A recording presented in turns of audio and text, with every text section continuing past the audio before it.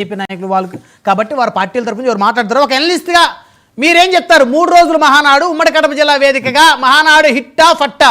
ఈ మహానాడు హిట్ అయితే ఆ ప్రభావం భవిష్యత్తులో తెలుగు వైఎస్ఆర్ కాంగ్రెస్ పార్టీ మీద ఏ విధంగా పడనుందో వచ్చే ఎన్నికల్లో కానీ లేకపోతే ఇప్పుడు జరుగుతున్న పరిణామాలు కానీ?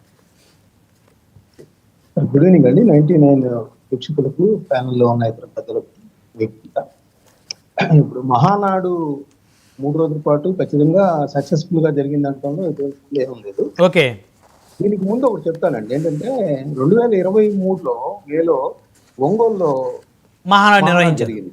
అవును, అప్పటికేంటంటే జగన్మోహన్ రెడ్డి గారు తెలుగుదేశం పార్టీని దాదాపు భూస్థాపితం చేసేస్తాం, ఇంకా ఆ పార్టీలో ఎవరు లేరుగా. అవును, మేము ఆల్రెడీ 4 నాకున్నాము. ఇది వల్లభనేని వంశీ గారిని, కరణం బలరాం గారిని, మద్దాలగిరి గారిని, గణేష్ గారిని, వీళ్ళందరినీ లాక్కున్నాం కాబట్టి ఇంకా 18 మంది కూడా ఒకరిని లాగేస్తే అట్లా ప్రతిపక్ష హోదా కూడా పోతుందని అసెంబ్లీ సాక్షిగా చెప్పిన పరిస్థితుల్లో, అంటే దాదాపు తెలుగుదేశం పార్టీ ఎక్కడికో దిగజారిపోయిన పరిస్థితి. ఆ పరిస్థితుల్లో మనం చూసే ఉంటాం. 6 నెలలు ఎన్నికల ముందు పవన్ కళ్యాణ్ గారు జైల్లో ఉన్నప్పుడు కలిసి ఏకపక్షంగా ఆయన ప్రకటించడం బీజేపీ అప్పటికి ఒప్పుకోలేదు. సో ఆ మహానాడు ఏదైతే ఆ మహానాడులో అయితే తెలుగుదేశం పార్టీ ఒకటి చెప్పింది, మేము ఖచ్చితంగా అధికారంలోకి రాబోతున్నాం అని. ఇదేంటి వీళ్ళు అంటే అసలు చంద్రబాబు నాయుడు గారు కానీ లోకేష్ గారు కానీ ఊహించిన విధంగా సక్సెస్ అయింది ఒంగోలు. అలా అంటే నిజంగా తెలుగుదేశం పార్టీ వస్తుందా? ఎందుకంటే జగన్మోహన్ రెడ్డి గారు 2,73,000 కోట్లు డిపిటీలని సంక్షేమ పథకాలు పెద్ద ఎత్తున చేస్తా ఉన్నారు. కానీ అనూహ్యంగా జగన్మోహన్ రెడ్డి గారిని మట్టి కల్పించిన పరిస్థితి ఉంది. 11 స్థానాలకు పరిమితం చేశారు. వాళ్ళు ఎట్లయితే 23కి పరిమితమయ్యారో అంతకంటే ఎక్కువగా ఆయన్ని 11 స్థానాలకు దెబ్బకొట్టారు, వచ్చారు. వచ్చిన నేపథ్యంలో ఆ విజయోత్సవంలో ఇప్పుడు వీళ్ళు నిర్వహించుకున్న నేపథ్యం. ఇంకోటి ఏంటంటే కడపలో ఎప్పుడూ లేని విధంగా ఆ మాటకు వస్తే రాయలసీమ 52లో 45 గెలిచారు. 11లో 7 రాయలసీమ నుంచి వచ్చాయి ఎవరికి? వైఎస్ఆర్ కాంగ్రెస్ పార్టీ. సో కడపలో అత్యంత బలహీనంగా ఉంది ఈ రోజు పరిస్థితి. ఆ రోజు నేను షర్మిల గారు కనుక పోటీ చేయకపోతే ఎంపీ స్థానం కూడా ఓడిపోయే పరిస్థితి, మనం ఓటింగ్ అన్ని లెక్కేస్తే. సో ఇలాంటి పరిస్థితుల్లో వాళ్ళు కడపను ఎంచుకున్నారు. కడపను ఎంచుకొని అక్కడ రాయలసీమ మొత్తం ఏదైతే వాళ్ళకి మెజారిటీ కడపలో వచ్చాయి కాబట్టి అక్కడ దెబ్బ కొట్టాలనుకుంటున్నారు. అంటే ఇప్పటివరకు మనం అనుకుంటున్నాం రాజశేఖర రెడ్డి గారి దగ్గర ఉన్నప్పటి నుంచి కూడా పులివెందులకు గానీ కడప గానీ వాళ్ళకి కంచుకోట, వాళ్ళకి ఇందాక మనం అడ్డా ఎవరిది కాదు. ఎందుకంటే కాసు బ్రహ్మానంద రెడ్డి గారు నరసరావుపేట అడ్డా అనుకున్నారు. ఈ రోజు కాసు మహేష్ రెడ్డి గారు అసలు నరసరావుపేట కాసు కుటుంబానికి లేకుండా పోయింది ఈ రోజు. అదే సో అవి చెప్పలేము. రాజకీయాల్లో ఉద్దాన పత్రాలు ఉంటాయి, పైకి వెళ్తారు కిందకు వస్తారో ఎన్ని జరుగుతూ ఉంటాయి. మనం ఎన్టీ రామారావు గారిని కూడా చూసాం, కలవకుర్తిలో ఓడిపోయారు, ఆయన పెద్ద ఇదిగా ఉన్నారు. సో ఇక్కడ ఎవరికి ఎవరు అడ్డాలు ఉండవు ప్రజాస్వామ్యంలో. జనరల్ గా ఏంటంటే కొంతకాలం పాటు వాళ్ళు గెలవరు. ఇప్పుడు మనం ఈ మహానాడు చూస్తే ఇవాళ చంద్రబాబు నాయుడు గారి ప్రసంగం 3 రోజుల పాటు వాళ్ళు చాలా విమర్శలు చేశారు.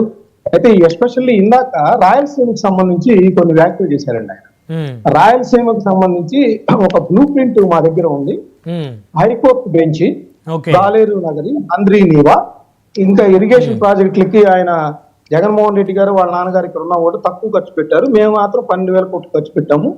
సో ముందు కూడా ఈ కొప్పర్తి గానీ ఓర్వకల్లు కానీ ఇంకా మనకి ఇండస్ట్రీస్ పరంగా గానీ ఇరిగేషన్ పరంగా గానీ హైకోర్టు బెంచ్ పరంగా గానీ హజ్ హౌస్ కి సంబంధించిన పూర్తి చేయడం గానీ జగన్మోహన్ రెడ్డి గారు హయాంలో కూలిపోయిన కొట్టుకుపోయిన అన్నమయ్య ప్రాజెక్టు పూర్తి చేయడం కానీ ఇవన్నీ కూడా ఆయన ఈ రోజు ఏకరువును పెట్టిన పరిస్థితి. సో నేనేమంటానంటే ఇదే వాగ్దానాలు 2014-19 మధ్య కూడా చంద్రబాబు నాయుడు గారు చేశారు. ఇరిగేషన్ ప్రాజెక్టులు రాయలసీమకు సంబంధించి చేస్తారు. సో అప్పుడు పూర్తి చేయలేకపోయారు. ఇప్పుడు వాళ్ళు 164 వచ్చారు, డిపెండెన్సీ గవర్నమెంట్ ఉంది. ఇప్పుడు కూడా ప్రజలు ఈసారి చాలా జాగ్రత్తగా అబ్జర్వ్ చేస్తారు. గతంలో ఎందుకు పూర్తి చేయలేకపోయారు, ఇప్పుడు వాళ్ళకి అధికారం ఉన్నా కూడా పూర్తి చేస్తారా లేదనేది ముందు వాళ్ళు ఆ బాధ్యతను తలకెత్తుకొని దాన్ని పూర్తి చేయకపోతే మాత్రం దాని పర్యవసనాలు మాత్రం 2019 లాగే. ఇంకొకటి ఏంటంటే జగన్మోహన్ రెడ్డి గారికి సంబంధించి ఆయన చాలా తీవ్రమైన విమర్శలు చేశారు. ఆపరేషన్ సింధూర్ పెహల్గాంలో అక్కడ దేశానికి ఉగ్రవాదులుగా ఉన్నారు, ఇక్కడ ఆర్థిక ఉగ్రవాదులుగా రాష్ట్రంలో. అంటే ఖచ్చితంగా అది ఆయన ఎప్పుడు కూడా ప్రస్తావిస్తూ ఉంటారు, ఆర్థిక నేరస్తులు జగన్మోహన్ రెడ్డి గారు. ఆయన ఉద్దేశించి అంటారని నేనైతే అనుకుంటా ఉన్నా. సో ఆర్థిక ఉగ్రవాదులు ఇక్కడ ఉన్నారు, ఆ ఉగ్రవాదులు మన రాష్ట్రాన్ని సర్వనాశనం చేశారు. మేము ఇప్పటికీ ఈ సంవత్సర కాలంలో ఆ సర్వనాశనం చేసిన దాన్ని రోడ్ల రూపంలో కానీ, పెన్షన్లు ఇవ్వడంలో కానీ, జీతాలు 1వ తారీఖు ఇవ్వడంలో కానీ ఇంకా అనేకమైన చేపట్టాము. విధ్వంసమైన రాష్ట్రాన్ని పునర్నిర్మిస్తున్నాం అంటున్నారు. అదే దాంతో పాటు ఆయన ఇంకొకటి చెప్పాడు, P4 చెప్పి P4 ప్రకారం 2027కి దేశంలో 3వ స్థానం, 2047కి 1వ స్థానం అని చెప్పారు. అవును. సో ఇవన్నీ కూడా స్లోగన్స్ గా లేకపోతే పంచ్ పాయింట్లు గా బాగానే ఉన్నాయి, కానీ ప్రజలు వీళ్ళు ఎంత మేరకు, అందుకని సూపర్ 6 అమలు చేయడానికి సంవత్సర కాలం తీసుకున్నారు, 1-2 తప్పితే. సో మరి ఈ సంవత్సరం ఇప్పుడు వాళ్ళు చెప్పిన విధంగా ఈ నెలలో వచ్చే నెలలో మిగతా 3 అమలు చేస్తా ఉన్నారు. ఇవన్నీ కూడా ప్రజలు నిశ్చితంగా గమనిస్తా ఉన్నారు. దానికి రానున్న కాలంలో 1 year లోనే ఉన్నాయి, స్థానిక సంస్థల ఎన్నికలు ఉన్నాయి. సో ఖచ్చితంగా వీళ్ళు ఏ విధంగా అమలు చేస్తారు దానికి. ఇంకోటి ఏంటంటే జగన్మోహన్ రెడ్డి గారు కూడా నిన్న కొన్ని 1 minute కంప్లీట్ చేస్తారండి. జగన్మోహన్ రెడ్డి గారు కూడా విమర్శలు చేశారు చంద్రబాబు నాయుడు గారు. ఆయన ఏమంటారంటే విలువలు, విశ్వసనీయత అంటారు. ప్రజాస్వామ్యం అనేది గత 5 సంవత్సరాల కాలంలో పరడ వెళ్ళిందంటారు. అది అన్ని పరడ వెళ్ళింది. వీళ్ళు సిద్ధం సభలకి లక్షలాది మంది వచ్చారు. ఎందుకు ఓడిపోయారు అనేది మాత్రం జగన్మోహన్ రెడ్డి గారు మాట్లాడలేదు. అవును. విలువలు, విశ్వసనీయత అన్నప్పుడు చెప్పండి కంప్లీట్ చేయండి.